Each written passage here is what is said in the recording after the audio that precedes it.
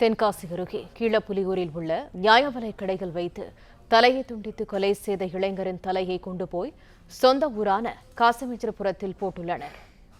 கூடுதல் தகவல்களை தருகிறார் எமது செய்தியாளர் இசக்கிராஜன். வணக்கம். முழு விவரங்கள் என்ன?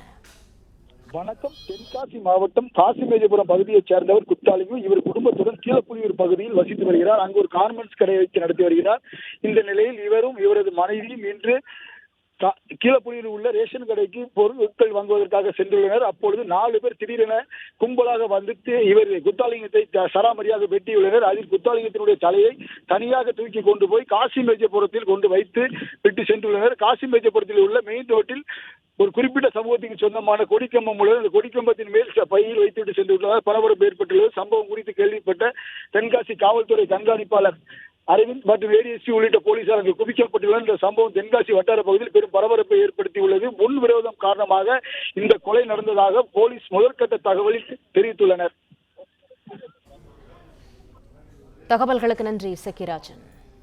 பிளே ஸ்டோர் மற்றும் ஆப் ஸ்டோரில் இருந்து பாலிமர் செயலியை QR கோடு மூலம் பதிவிறக்கம் செய்யுங்கள். செய்திகளை உடனுக்குடன் பெறுங்கள்.